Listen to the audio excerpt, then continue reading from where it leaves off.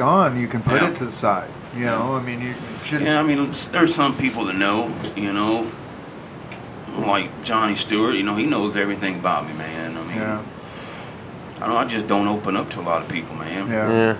Well, and welcome back to Breaking Anonymity's podcast. Linn County Recovery Outreach's podcast, Breaking Anonymity. This is just kind of the after section of, we just recorded a podcast with James Gunn, and, I'm Kendrick Huffmeyer. This is my co-host, Dustin Sabosi. But yeah, so go on with what you were saying. I'm sorry, I just had to throw that in there. Just, like I was saying, I just don't feel the need to, talk about that, because it can be easily misinterpreted as, kind of glamorizing that, you know. Right. Look what I lived through, This makes me a badass. No, it doesn't. You know, I mean, I try to stay humble, man. Yeah. I try to always remember that no matter what I've been through, it can be worse still. Just be grateful. Yeah. Right. And I don't know, man. I give God a lot of credit for my life. I had a lot of issues with that man, dude. I'm blaming him for a lot. Yeah. I've always heard that he loves us, and I questioned that when I was growing up, man. Look how I lived. Yeah. How can you love me and you let me live this way? Yeah. See, I know that early in recovery, I knew that, God was a big part of your recovery, absolutely. And once you started sponsoring me, I don't know how many times you still today, it was like, well, hit your knees, bro. And I'm like, dude, this guy telling me to hit my knees, You know why I say that? Because you humble yourself when you hit your knees. Do. And now I get it, Yeah. I do believe in higher power. I got my conflicts with religions. Yeah, that's understandable. But that's between me and them, and my relationship with my higher power is between me and him, and I speak to him, and he helps me, and he will, man. he, she, whatever it is, and he will. Yeah. So I don't know.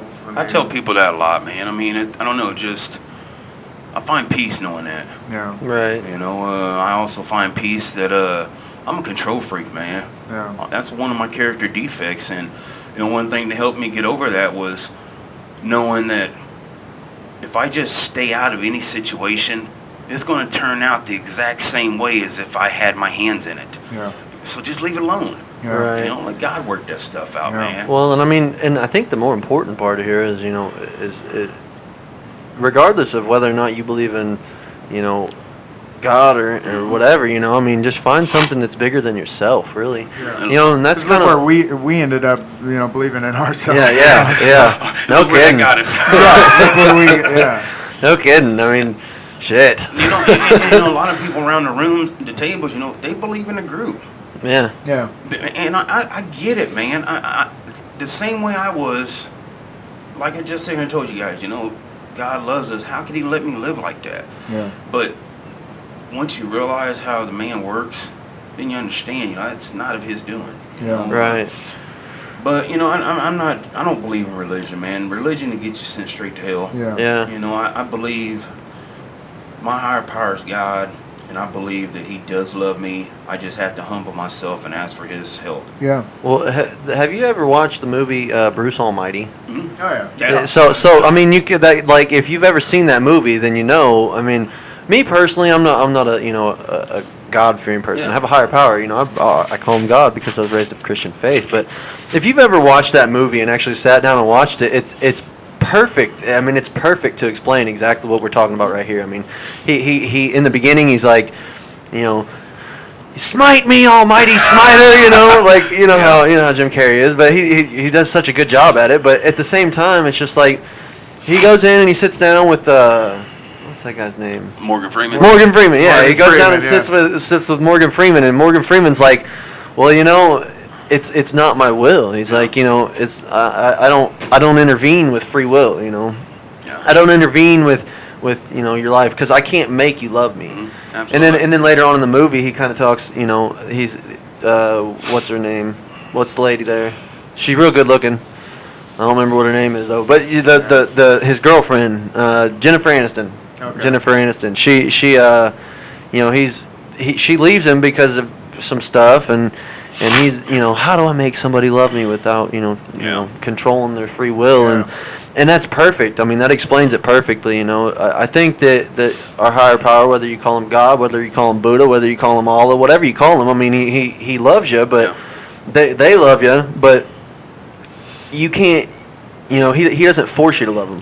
Yeah, exactly. And that's the thing. Like Exactly. if you don't show love, you ain't gonna get that love in return. You gotta talk to him. Be the person. Like you say, hit your knees. And that's the thing. Like that's kind of where it all boils down to is there's a whole lot that he can't make us do, and without affecting free will, I mean it kind of turns into a.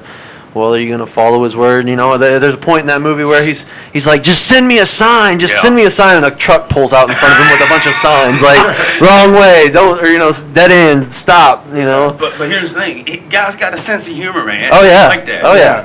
And I don't know. One thing, I hear a few people talk about all you need is a church. God will take away anything you got. Absolutely. I believe that, but also believe he gives you free will. If you get an urge and you act on that urge, he's not going to tell you to not go get high. He's going to allow you to, which 9 times out of 10 you are, and then there you are, right back in the boat that you just left from. Absolutely. That's why God gives us meetings. God put the meetings here for us to remind us that, hey, we need him. We also need these meetings. Absolutely. Yeah. Absolutely. So, it's big. And what's that saying that everybody's got? I go to church to save my soul. I go to a meeting to save my ass. Yeah. Well, and I mean, to be honest with you, I mean, I forgot what I was going to say. Well, so I want to jump to a real quick story about, when I first met you. I mean, I seen you around God's Garden, and you seen me falling off. You see me, my story is a lot like yours, where I had relapse after, I'd get some clean time and then relapse again and everything, and I got into drug court, and that was what I needed. It took a team of people to get me sober, and it takes a team of people to keep me sober. But anyway, so I knew of you, I knew of you, but we weren't real good friends. We were just acquaintances and everything. And then I relapsed, and I had a different sponsor at this time, and I relapsed, and Suzanne, my counselor at the time, she tells me, she goes, well, James recommends that you do, I think it was like a 90 for 90. Yeah. If everybody doesn't know what that is, it's 90 meetings in 90 days. And I was like, who the fuck is this guy? No, I ain't doing it. He's not my counselor. I was like, no, I ain't doing 90 meetings in 90 days. But, it was what I needed. Yeah, absolutely. And then that's when, shortly after, I'd found out that my sponsor at the time was using and wasn't, and then I asked you to become my sponsor, and it was crazy though. You seen what I needed, and I wasn't even, we were just acquaintances. We were just, and you ended up being at most of the meetings that I went to. You ended up going with me to most of the meetings that I needed to, and still do today. And it was crazy the way it worked out, man.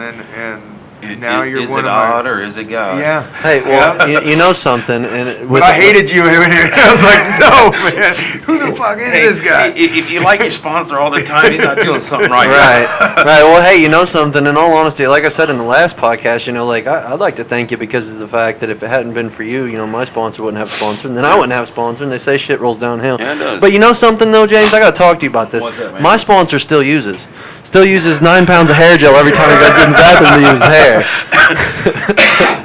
But no, some things I just can't help with. I know, Exactly. I know, but no. In all realness, though, you do a lot of good in this community. So I mean, and the thing about it is like somebody told me at one point in time that it's just like even years down the road, like people are still saying like, oh, that person, is up to no good or was up to no good. I don't know. I haven't talked to them in a while, but the thing about it is when they say something like that about you, it's just like, I know different. Yeah. It's like I was talking to somebody that knew you back in the day that about my age, and it's just like, man, you don't even know. Like you haven't, if you haven't seen him in a while, I think he hung out with your son, I think your oldest son. Yeah. But he's like, I was just like, man, you don't even know, because back in the day, like I didn't know you back then, but I know you now. And like I said before, I don't see any of that stuff that you talked about. Like that's not the perception that I have of you. I mean, because I see you out here doing all these good things, And that's just it. That's who I was. That's not who I am. Right. And if somebody says something about the way I used to be, they're probably telling the truth, dude. Right. I mean, and I don't doubt that. I was not a good person, man. Right, but I've recently watched a video. People change, Yeah, absolutely. I don't have to live in that no more. Yeah. Well, I'll say this, man. There's a lot of people out there that preach the good book, preach the AA big book, preach at meetings, and they got a lot of great stuff to say. Most of it comes out of the book. Most of it comes out of other stuff they've heard other people say, but they're not living it. Absolutely. And you see that, and you start like being around them, and you're like, you talk a good talk, but you don't walk the walk.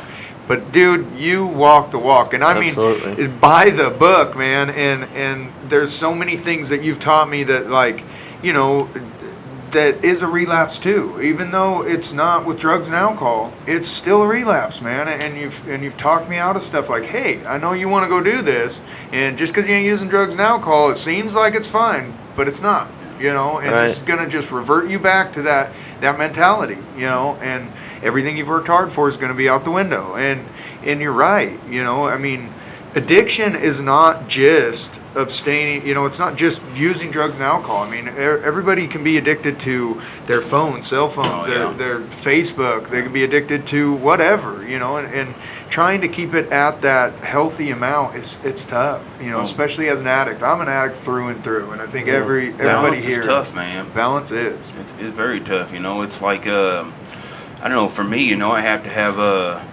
certain amount of time with my family, certain amount of time with my sponsees. I got to have a certain amount of time in my meetings. I got to have a certain amount of time with God. I got to have a certain amount of time with my job. It's like an 8-legged table, man. Yeah. Each one of them 8 legs on that table represents something. You take 1, 2 away, you'll still have a table. Yeah. It's not going to be sturdy, but it's still going to be a table. Yep.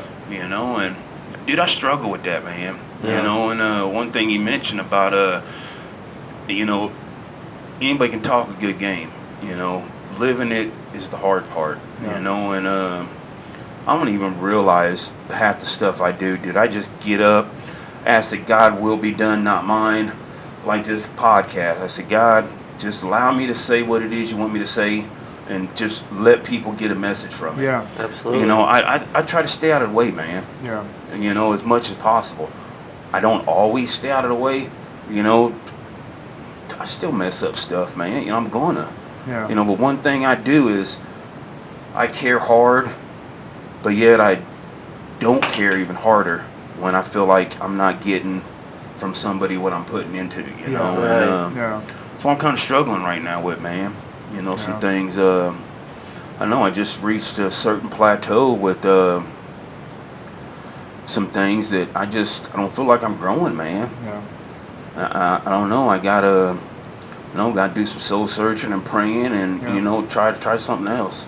And I think a lot of people in recovery go through that, where they get stagnant. Mm-hmm. They're like, okay, Absolutely. all these meetings and all this ain't working. Like, Hearing I the need to same do stuff. something. But dude, that's what promotes growth. Yeah. I mean, if without that feeling, like, that's what's going to cause you to go to the next level on something else. Well, so I wouldn't get down about it. Yeah, well, I'm really not. I just look for the door that God's going to open up for you, and I walk through it. Well, I mean, absolutely. it's kind of like, we as humans have this biological function that we have to do. We have to eat, and it's kind of like, and I know as dumb as this sounds, but it's kind of like there for a while when you first get into recovery, it's eat. I'm loving this. It tastes amazing. I'm doing great things. Getting full, and then eventually you hit that plateau. It's like, man, I can't eat no more. I'm stuffed. Exactly.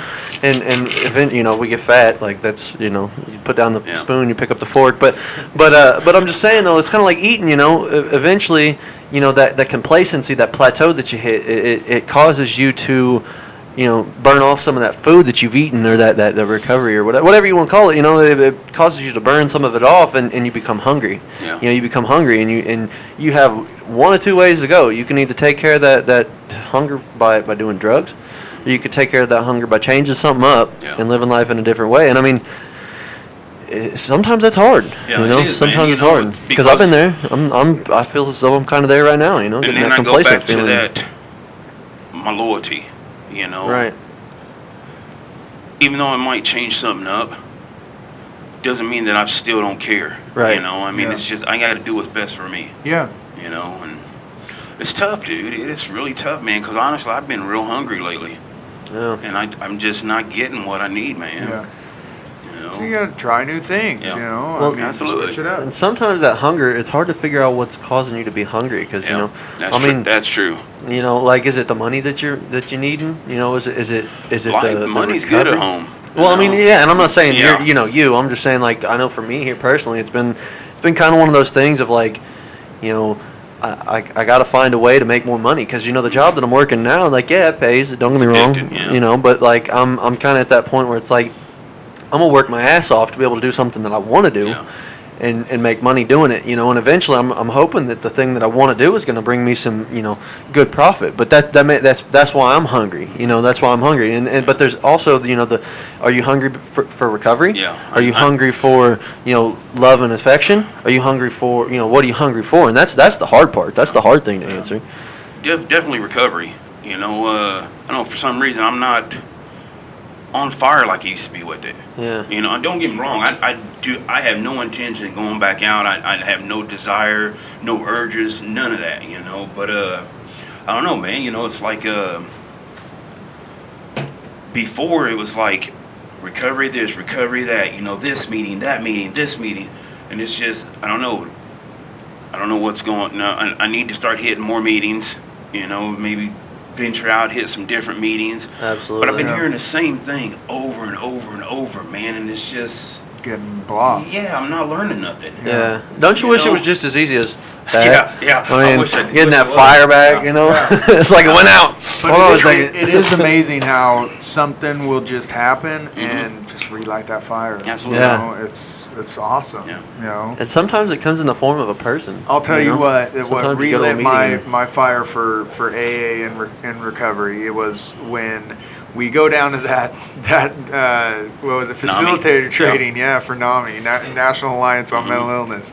And shit just goes south at this meeting. It's bad. I mean, Yeah. like it was unprofessional, and you know, but you know, I give credit to the people that were there, that were training and everything. We stuck through it, and it turned out good, you know. But it went south real quick, and you know, so we tell everybody, we're like, well, we practice AA and NA and everything, and like they're like, well, we need a meeting, and we're like, well, hey, I know you guys ain't addicts, but why don't you come out on this back patio and we'll have a meeting? And we looked up the traditions and everything on our phone, and we held a meeting in the back of this hotel, and it was one of the best meetings I'd ever been to. It was just, and these people that that set in that weren't alcoholics or addicts, just they were helped by it. Enjoyed it. It was awesome, man. It was like it was just a throw together meeting. Yeah. Because we looked up on our phone and couldn't find one, or I think the last one had just We ran. just missed it, We yeah. just missed it, and so we're like, well, we'll hold one. And dude, it was awesome, man. And that relit my love for AA. Yeah, That- and that's it awesome. just, I don't know, it brought peace to chaos, Yeah. peace to just a mess, man. Yeah, and prove to me why we have these meetings. Yeah, you it know? allowed us to finish out the thing, get our certificate. Yep. And after that, shit was okay. Yeah, You know? exactly. It was lived experience of why we have these meetings. Absolutely. You know? That's I'm pretty a cool. firm believer, man. You go to the meetings and you work them to the best of your ability, you have a damn good chance of staying off drugs and alcohol. You do. Yep. Absolutely. I believe that. Well, Yeah. I mean, what shocks me about meetings is, I've been coming around the table, going around the tables. We're not at a table now, You are. but I've been going around the tables for a little time now, and it shocks me because there's people that you find there that you don't want anything to do with. There's people that you just don't even want to associate with them, but going to those meetings, even though those people that are there, you get along with them, well enough to be able to sit in a room with them. But it's the people other than that kind of make it all possible, really. Yeah. You know, that's I forget who I was talking to, but I told somebody, I was like, man, I these are all good people. I love everyone that comes to these meetings. They're like, oh, you love everyone. They're except like, for just you. stick around. You'll build some resentment. Pretty much, yeah. And it's true. The longer I've been in recovery, and you do, but I still love them. Absolutely, I still respect them for what they've done. You got a lot I of still time. respect for what they're doing. But it doesn't mean I gotta, choose them as my sponsor. I got to talk to them every day, but I respect them. I love everybody except for you. just take what you need and leave the rest. Yeah. Exactly. Yep. I don't know. No, I think like the newcomers, man. I was a newcomer once too. Like I said, I self-destructed because I didn't think I deserved to be happy. Yeah. I didn't think I deserved to have peace. I didn't think I deserved to hold my head up when I talk to somebody, look him in the eyes. You got to deal with some of that stuff from your past. Yeah. Well, sooner or later, you just can't keep it tucked away. See, and I think that's what's crazy about addiction is, I've heard you say this. We didn't care who seen us going to the dope house. Absolutely Dude, not, I was falling off my ass and doing, doing crazy stuff, and I didn't care, but I thought nobody knew, absolutely. Right. And then I get into recovery, and I'm like, and when I talk to people, I'd be like, oh no, yeah, I'm in drug court, and I didn't want to tell nobody. I was scared, and then I reached a point in my recovery where it was, I wanted people to know. I wanted to shout it from the rooftops. Like I wanted people to know what I went through, the hardships, and that I came out alive, and that I'm doing the damn thing, Well, and that's kind of, like I've been going through school, here recently with the online schooling and stuff, and the class that I just finished, which was creative presentation, it kind of makes me think a little bit about what you just said, like, yeah, you want to tell everybody, and that's something that I've been doing for a while now, like, because I'm proud of where I'm at now versus where I was, but it's the way you say it, it's the way you say it. You can go to the rooftop and shout out, I'm an addict and I'm proud, but people are just going to look at you like, well, good for you, bro. You're high right now. Yeah. Good for you, bro. I mean, but no, I get the whole anonymity thing. I get it, but I mean, come on, think about it. Who really cared that they was going in the bar, stumbling out drunk, getting in the car, not even know how they got home? Yeah. Right. You didn't care then, so why do you care if you're in recovery? Right. Well, I don't. But I respect their view. I do. But that's just my take on it. I didn't care that the law was at my house once a week. Yeah. I didn't care that I was being monitored by the local drug task force going in and out of the drug house. I didn't care about that. So my take is, why should I care if anybody knows that I changed my life? Right. Well, Why should I care if people see me in schools? Like when we went out to Brookfield to speak, I asked my kids, I said, how'd you feel Dad went out there and told these kids, about, our life? Yeah. I don't care, Dad. You don't do that no more.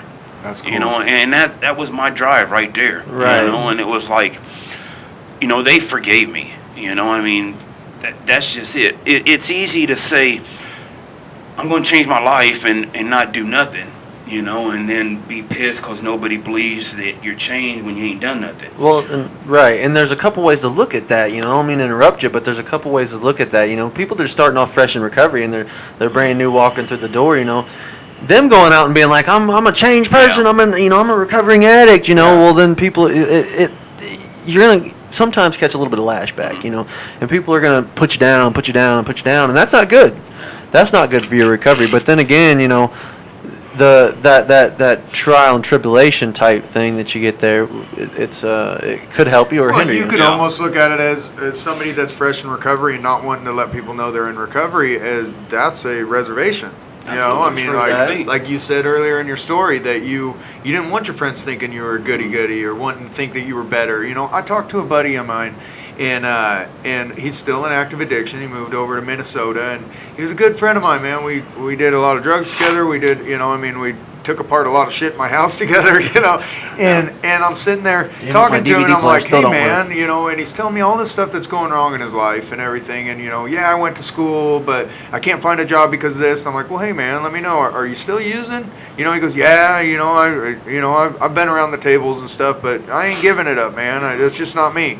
And he's like, that's so cool that I can talk to you, because almost everybody that I've found that goes to groups and meetings and stuff, it thinks they're better. And I'm like, have you talked to him? Because I don't feel I'm better than you at all, dude. Like, I'm still here for you. I'm still your friend. I probably ain't gonna kick it with you in person because you still use. And then the conversations dwindle because we just don't got anything in common anymore. But I still love the guy. But well, here's the thing. It's like, okay, if you really think about it, what addict wants to hang around somebody that don't do drugs no more? yeah. So that's What are you just gonna do? that's just an excuse to say, oh, you think you're better than me now because you're clean. Yeah. No, I'm not on drugs and you're still on it, man. Yeah. I wish you the best. It's not my fault that I'm clean, just like it's not your fault you're still out there. Well, and the whole thing, who here went through the whole thing where it's like you had plans for the day back when we were using. It's like you had plans, but the plan was to get these drugs, then go hunting or go do whatever you were wanting to go do. But it didn't happen because you didn't score, or or On when time, you got high, you just it went out the window. So when you make plans with these friends that are still in active addiction, and you're like, hey man, let's go fishing. Well, you make the plans or on this date, and then they don't show because they're still trying to score, or they're still or they forgot, because drugs are more important. Well, and something else, like, I don't know how many times, how many times we sat out on your porch and just kicked it and talked and maybe watched a movie. I've had a legit good time, just sitting there chit-chatting it up, but whenever you're getting high, you feel a constant disruption or a constant urge to find something, I remember many a times where I was sitting there like, when is he going to hit me back? Let's text him again. Let's text him again. Let's give him a call. See, has it come in yet? And that constant discomfort that you have, like, it kind of takes away from the simplicity of just sitting there and having a conversation, just sitting there and getting to know the person that you're sitting next to, And that's the cool thing about being in recovery now, being clean. You don't have to have that. You're comfortable just sitting on the front porch, just smoking a cigarette, or, it's so simplistic, but it's so simple to overlook that when you're getting high, but I don't know. Recovery's great, man. Yeah, it's pretty awesome, man. Dude, like, I remember, I was an opiate addict, so I remember, like you said, texting that person, and just sitting there on the couch, like, kicking my legs, having restless legs, and, just feeling withdrawals, and just, I don't have to live that way anymore. I don't have to live that way. If I want to get up and go for a jog, I can go for a jog. If I want to get up and go fishing, I can go fishing. Whatever I want to do in life, I can do it. And I'll tell you another thing. We were talking about, getting stagnant in our recovery, getting, you going to school, and I understand that a lot of people fight for what they need to do in life, what they should be doing. I treat life like a dartboard. I'm just throwing darts until I hit a bullseye, and as soon as I do, I am doubling down on that shit. I'm finding something I'm good at, and then when I do, I'm gonna double down on that shit. That's how I treat life. I'm trying everything, that I couldn't try when I was out there. I can. If I want to try to go to school for heavy equipment, running or operating, or if I want to go to school for counseling, or if I want to go to school I can do that today. That's the big thing. It's like when you was getting drunk and high, you can never do nothing because them reasons. Yeah. But now. Oh no, they drug test. I can't work there. Now, what's your excuse? Yeah. So I get what you're saying. Yeah. You can do anything you want, man. Well, it's like swimming upstream you are without your only a paddle. restriction. Exactly. It's like trying to get the boat to go upstream without a paddle, or swimming upstream without a paddle, and then eventually, whenever you get clean, you just turn around. Well, and that's the thing with addiction too. Is for me anyway, it was it was a disease of the mind. I felt bad about myself. I thought I was lesser than everybody. I thought, I was in remedial math classes. I was in, I went to an alternative school, so I'm not as smart as you. I'm not capable of doing these things. So I'm going to go and I'm going to do physical labor the rest of my life, and I'm going to be content with that. And, but I'm going to do it high, and, today I know that that's not me. I'm better than that. I am capable of doing whatever the hell I want. If I want to go any route in my life, I just need a passion for it. I know you like talking yourself out of a lot of stuff. Yeah, dude, and I'm damn good at it. Well, we all are, man. That's what we're used to. Yeah. Well, and that's why it's important to have people that surround you that are good influence. Those people that we were talking about earlier that were no good. I'm not saying they're no good, but they're still don't have getting your high. best interest in Right. Right. No good for you. Right, exactly. No good for you, and it's not that they're no good. They have a lot of potential as well. They're still just getting high. That's the problem, and people don't realize that. That's a huge thing. And there's a common misconception because I seen a meme floating around on the Facebook, that talks about Elon Musk, and he's sitting there with a blunt in his hand, and he's like, on the Joe Rogan podcast. Yeah, on the Joe Rogan podcast, and it says, how do you get rich and make millions of dollars and blah blah blah blah blah blah blah? You just smoke weed, Well, that's not it. He probably didn't smoke weed until he might have. Hell, he might have been the exception to the rule, but there's people out there, that smoke weed that make it look like it's, you can still do all this stuff while you're smoking weed. No, he probably made those millions before he started smoking weed. And if he didn't, he's that exception to the rule. I think that's kind of wrong, too. One thing I loved about AA was when I first got around the tables, one of the readings says, our hat's off to the people who can drink like gentlemen. Absolutely. And my hat totally is off to the people who can drink and smoke and do drugs like gentlemen. Just not one I just can't. Yeah. I take it overboard, I can't have just one drink, And You're the gentleman that's over here on the floor because I was no gentleman when I drank. I was no gentleman when I did. Bad. Yes, dude. I'm you an didn't hit the addict floor gentle. You didn't hit the couch gentle. You didn't. Yeah. But for the people that can handle it, I'm not. But the whole thing that I want people to understand is that you don't know if you're a person that can handle it until you try it, and that's a damn big gamble there. Why even do it? Why even try it? Yep. I think if you're struggling with it, cause see, like a lot of people, and I was one of them. I wasn't an addict or an alcoholic because I didn't live under the bridge. Yeah. I didn't live in some alley somewhere. Yeah. But little did I know anything that causes a problem, it's a problem. It's a problem. Yep. My bills didn't get shut off. It's because I never paid the damn things. My wild lady did. Yeah. Of course they weren't going to get shut off. She had to work 2 jobs to do it to support us, Yeah. But we're good at minimizing stuff, man. Yeah. And it's always someone else's fault. Yep, we're good at lying to ourselves, and I think that, I had somebody ask me, well, how long you got to go to those meetings? I'm like, for life, man, I'm a member for life, and the reason why is because those that evil devil or whatever rears its ugly head, and my insecurities start coming back, my all that stuff, I start thinking down about myself again, and a meeting cures it, or talk with my sponsor, or talk with one of my sponsees, and that's what helps, is the fact that I have people in my life now that help me through that, and kind of remind me, like, dude, you're being dumb, get a hold of yourself. Look at what you've done. You are fully capable of it. And then you're like, you know what? I am. With the first time in drug court I ever had Judge Shannon tell me good things about me. Every time I relapsed, and every time that vein in his head, he'd yell at me, he'd send me to prison, he'd send me to treatment. And that I dealt with. I was just like, dude, I've been yelled at. I know I'm a piece of shit. Send me down. Okay with that. Yeah. But as soon as he started talking good about me, and I remember the words, he said, you are one of the smartest guys to ever come through drug court. And I'm sitting there going, what?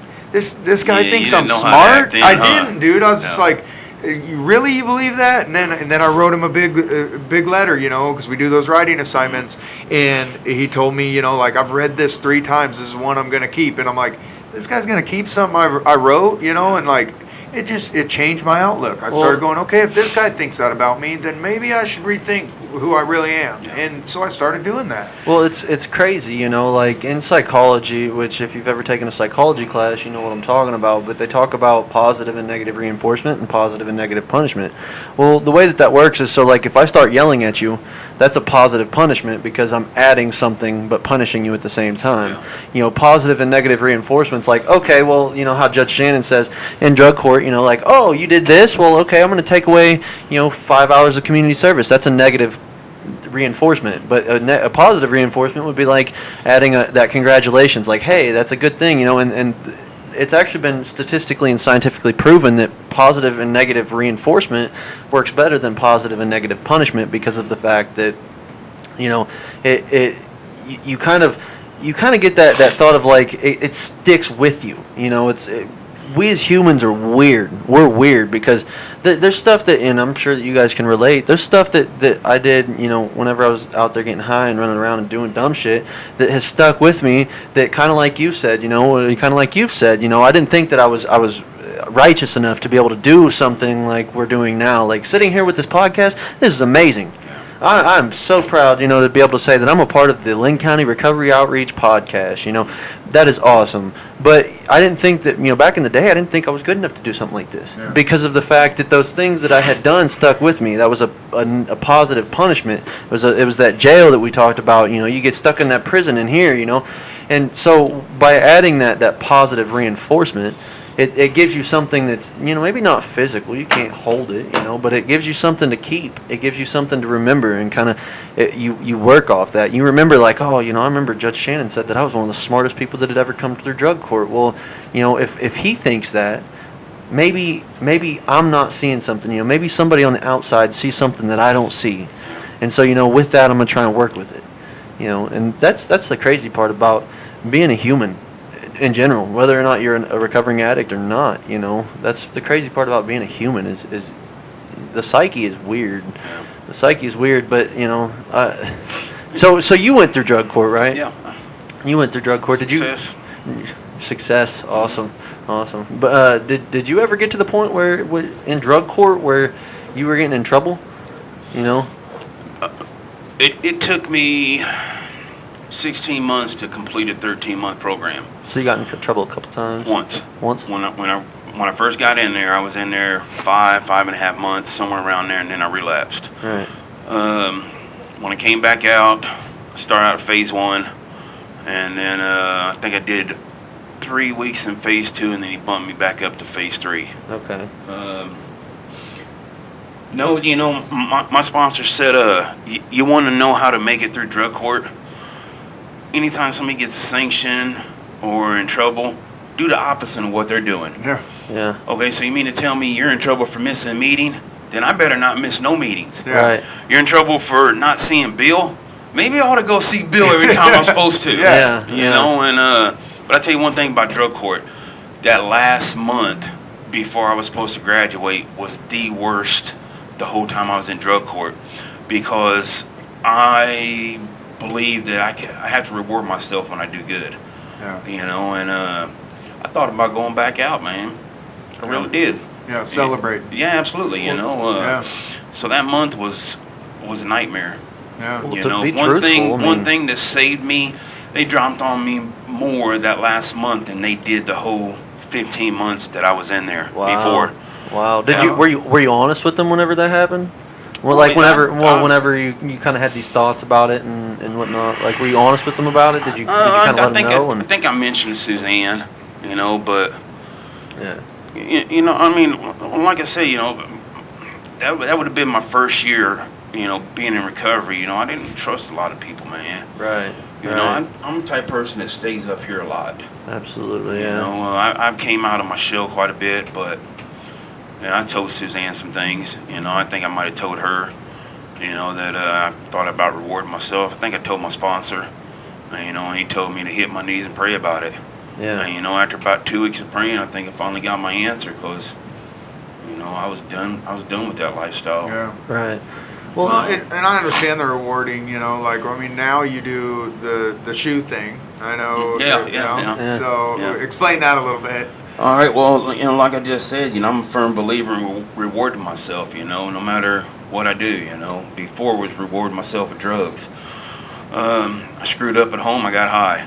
Did something good at home, I got high. You know, well, and, you know, now it's like... that's not a reward. Oh, it was then. Like, damn, I just fucked up. Let's go reward myself. Yep, that's how I roll, man. Yeah. But, I don't know, you know, it's like, when I first started getting, you know, clean, it was like, my sponsor said, you know, go out for dinner or something, you know. Always tell yourself you Treat appreciate what you're doing. Yeah. And, I'm like, man, I don't just one day I said, man, I sure in the hell like to have them $70 shoes. I'm like, that's my excuse right there. Yeah. I've been clean 3 months. I'm gonna go buy these shoes. Yeah. And you know, and it was like my first year I bought a new pair of shoes every month. You know, because hell, I couldn't stay clean 2 or 3 days, let alone 3 or 4 months. Which was still cheaper absolutely, than your man. yeah. Absolutely, Well, dude. shit, I you burned spent through $70 $70 a in day. a half a day. Yeah. So, you know, and then after about a year and a half, I started collecting a lot of shoes, man. So then I was like, maybe I ought to do every 6 months. Yeah. There you go. So I did that for a couple years, and I'm like, man, damn, I still got a shitload of shoes, man. Right. Maybe I'll do it every year. Right. And then I think right now with 6 years clean, I think I got 16 pair of shoes, man. Damn, son. I can't even hardly find 2 shoes that match. Like, Yeah. let alone. I don't know. You know, I just celebrated 6 years, and I haven't rewarded myself yet. Been thinking about trading my truck off or something. That's cool. Yeah, Yeah. That's cool. it's time to do bigger things now. Yeah. Yep. You got a little truck. Yeah, But- that's true, man. But you know, in all honesty, though, you know what you were saying about towards the end of drug court, I completely get it because, I mean, when I was at, you know, even towards the end of drug court, like I was still, you know, on fire with it. Yeah. You know, still just like trying to do the best I possibly could. And I don't know if it was because I ended up lost that accountability that you get from the drug court team and the judge or whoever, you know.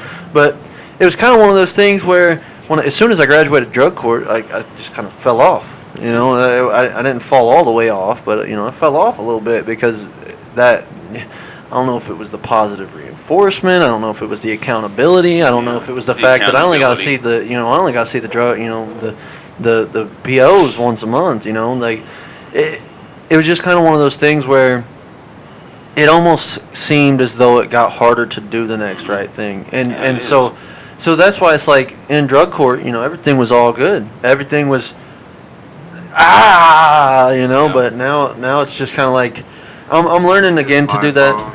I'm learning again to do that, you know, that thing where you just kind of try to do the next right thing, you know. Yeah. I mean, I still do it, you know. It's not like I'm out there doing bad. It's not like I'm out there, you know, just selling drugs to your 14-year-old daughter, you know, or, you know, something like that. But you know, it's definitely tough, you know. Yeah. So I mean, I commend you because you come a long way. Like from what it sounds like, like I said, I didn't know you back then, but you know, it You sounded like know, the only come thing I did hell of a distance. is I finally gave up. I surrendered, dude. I was tired of fighting. You know, I was tired of fighting everything and tired of fighting everybody. I was tired of kicking my own ass. Yeah. Dude, no man in the world could ever beat me up like I could myself. You know, nobody knew me better than myself, you know? Yeah. And it was like, I just got tired of that. Yeah. You know, I really got tired of it. But, you know, when you're at a meeting, you're not supposed to be on your phone, man. Yeah. Yeah, Dustin. It's Adam. I know, I'm just kidding. It's Adam and Leslie texting back and forth on group chat. That's So one they're thing that just- burns me Damn up it. in these meetings, man. You know, it's like, you know, go in these meetings and you know, this stuff is serious. Yeah. You know, we go in there and like the elders of the meetings are supposed to be the example. You know, and then when I go to some meetings and people sit there with some serious sobriety time, sit there on their phone the whole meeting. Yeah. Do you know what the newcomer thinks Yeah. when they see that? Yeah. That you don't care. Well, exactly. Yeah. That's exactly what it shows Yeah. them. Right. Yeah. You know, and I don't know, man. It was just like the shit I see is a lot of shit I see I wouldn't do myself. Yeah. You know, That one was me. Sorry. No, I meant that as a joke, but no, that is one thing that bugs me in the meetings, man. Yeah. I'd go in there, I'd give them utmost respect, to the newcomers. Yeah. Because that's really who it's for. Mm-hmm. If a newcomer walks into that meeting, it's a newcomer We are meeting. to lead by example. Yeah. Well, that's our slogan: better communities through living examples. Absolutely. Well, That's better I love meetings that. through living examples. I love that. Better sobriety through living examples. I mean, shit, dude. I get some of the most valuable information that I get from newcomers sometimes. Another thing Same that with bugs me, me man. is another thing that bugs me is you got people who just want the name sponsor hanging over their head, but don't want to answer their phone when people call them, or don't want to put in the work that someone needs them to. If somebody calls you and you can't get to the phone, your first ample opportunity, you need to call them back. That you're playing with people's lives. And I see that. I see it a lot. I could be with somebody and they look at their phone, hit the button, oh, that was so and so.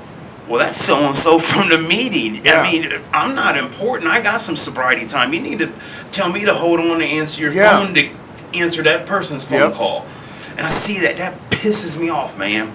And it's like, that's not how I do things, Well, I mean, at first for me, I was so happy to get my first sponsor, sponsee, and I was like, every time they raise your hand in the meeting for if you want to sponsor, I'd have my hand up, and I'm just like, jiving like, oh, I got 3 now.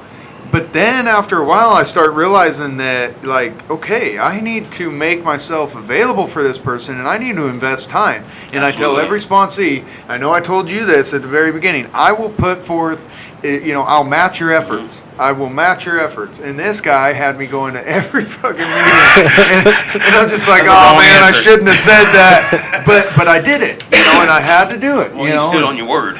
Exactly. And then our friendship just, flourished, and we became, damn good friends. I mean, he stood beside me at my wedding, and so it turned into something different, but and I need to do that. So now I'm hesitant whenever somebody asks me, but I still tell them, I'll match your efforts. And that means I'm not your babysitter. I'm not going to call you, every night and be like, hey, you used yet, man? Or are you still doing good? Or I'll call and check on you every now and then, but you need to call me. But what I will do is I will answer the phone if I can. If I can't, I will call you as soon as I can. Well, and that's kind of why it's like, I have one sponsee, and I guess he keeps texting.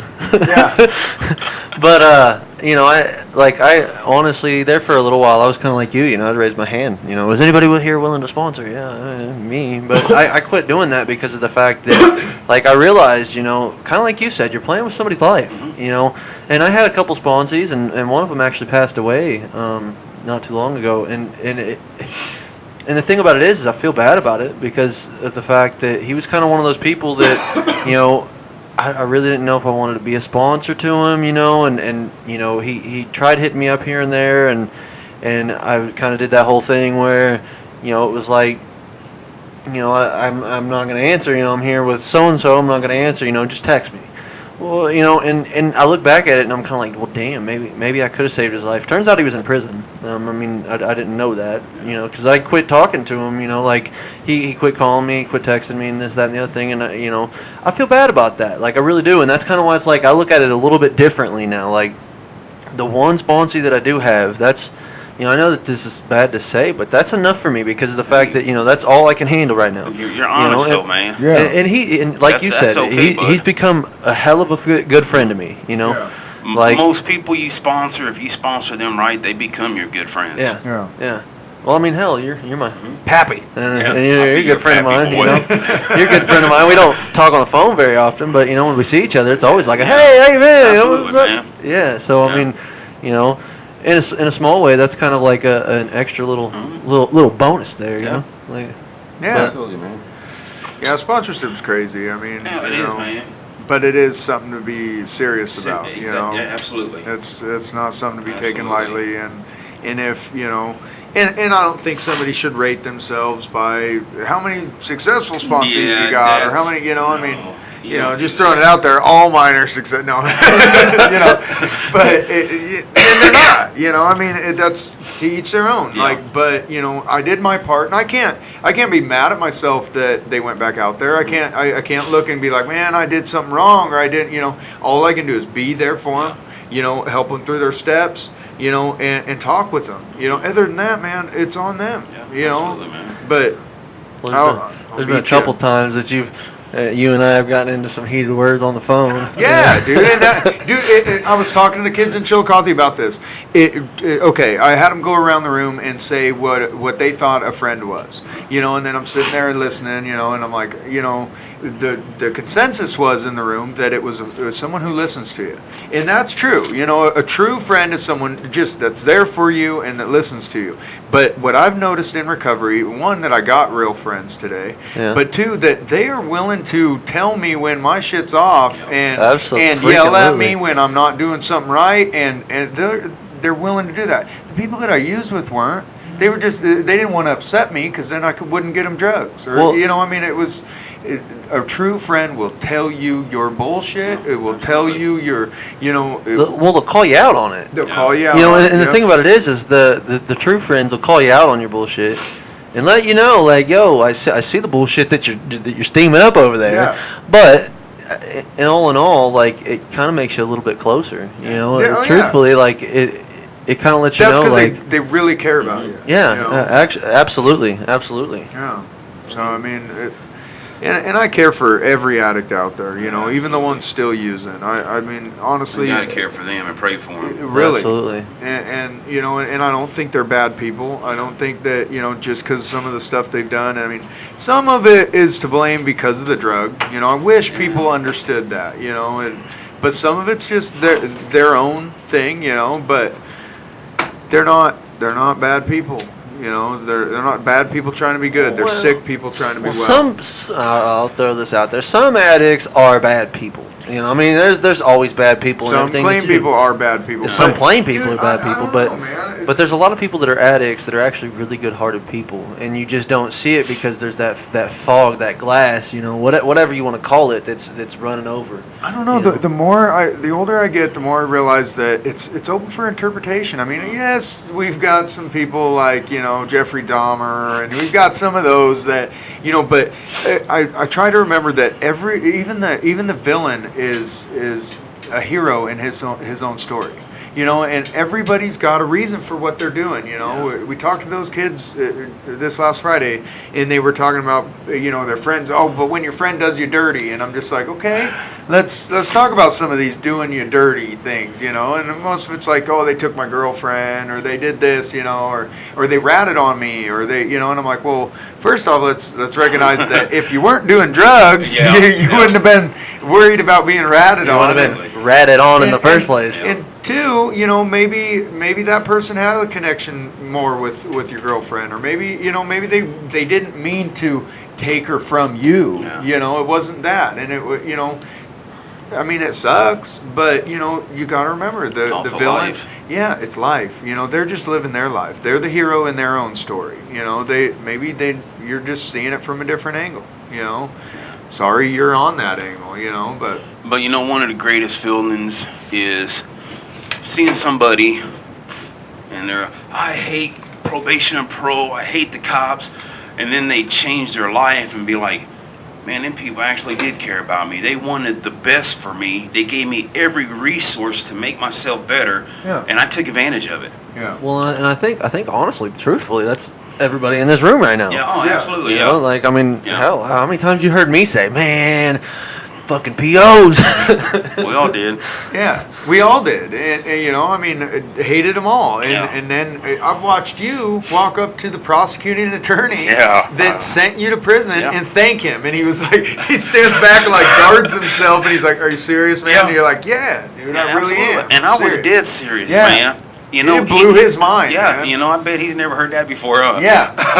But and you know, that's weird because you say that because oh man, this dude did not like each other, man. Yeah. You know, and I never respected him, even though he's just doing a job. I hated him. Yeah. But you know, after I changed my life and started, you know, thinking differently and seeing things different, that dude he did me a big favor, man. Yep. That dude cared about me by sending me to prison because he said, you know what?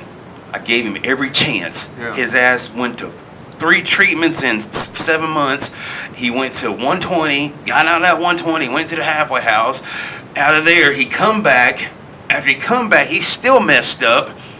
And he still gave me a chance by sticking me in drug court, man. Yeah. And I bet you was like, did fuck me that so many dude, things. huh? Yeah, man, I couldn't stand him. Yeah. But now I got a lot of respect for that dude. I owe that dude a gratitude, because of my life changing. I owe it to him. Yep. I really do. And I meant that when I said that to him. Yep. And like a couple of the police here in town, it was like, they knew me on a first name basis. They didn't like me, dude. When they came to my house, they knew I was being a complete idiot. Yeah. And they came expecting to fight, rough me up. They knew I wasn't going peacefully, and they didn't like me and I didn't like them. Yeah. But now it's a totally different story, man. Yeah. I when we respect do these cops. When we do the parades and stuff, and now we hand the cops waters. I know. And everything. I know some of them look at it and they're like, no, No, we're cool. We don't want your candy. It's like, no, dude, I swear, it's just some water, man. We appreciate you watching traffic Absolutely, courts. man. We appreciate. Yeah. I There's no appreciate spit you in guys this. now. Yeah, I do too. They're just doing their job, man. Yeah. And the POs, they're doing the best to their ability. They ain't giving much resources, but they will exhaust them on you because they care. They do. And They do, man. that's awesome. Well, and the thing that kind of stands out in my mind about kind of like you with the prosecuting attorney, the chief of police here in Brookfield, like he was the school liaison when I was going through high school. That poor guy. I mean, I never got in trouble, but I'll never forget one day he sat me down in the gym, and kind of had a talk with me like, hey, everybody knows what's up. Everybody knows what you're doing. You should probably clean your act up. And it wasn't until like 6, 7, 8 years later that I finally got in trouble enough that I got put in drug court, and and I actually had the opportunity to thank him, and it was one of those moments where he just kind of looked at it and he was, and I feel bad for the people that that have to succumb these situations, but he stood there and he's like, well, Kendrick, I'm just glad you finally got it. Yeah. I'm glad you finally understand now. And, it took a lot. Yeah. And you got to understand where they're coming from. That's tough. Like, okay, take the alternative school, for example. It's tough. Every time I go there, the same conversation about marijuana comes up. And I know these kids are sold on it because they've done their research and they're like, it's good for you. It's CBD and all this shit. And don't get me wrong. Part of me says, I don't disagree with you. I'd rather see you go home and smoke a joint than drink a beer. I've done more dumb shit on alcohol than I have any drug I've ever done. Yeah, no kidding. And and it's legal. So I agree with you on that extent, but you need to watch what you're doing and watch if you're an addict. And if you're smoking before bed, if you're smoking when you get up, if you're smoking to have fun, you're an addict, bro. If you're scraping a ball of resin out of the pipe, you're probably an addict. You're probably an addict. Not to clean the pipe out, but to get high. One kid, he advocates for it, talks about it, and don't get me wrong, his information's correct. But he tells me some stories like, hey, I traded my Xbox for it, and I probably shouldn't have done that. And I'm like, yeah, that those are signs that, like, dude, just do me a favor and don't use any other drug, like, because you are an addict, man. Well, and one of the common misconceptions is that, the CBD. I heard you say that earlier. Well, the CBD doesn't get you high.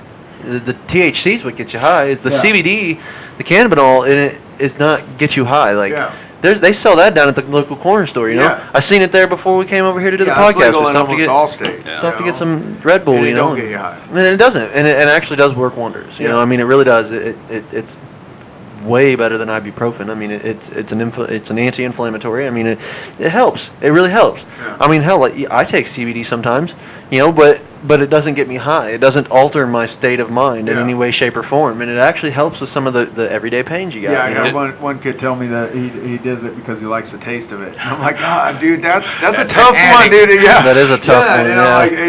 Does that CBD oil help with your anal leakage? Absolutely. And if it doesn't, you're not doing it right.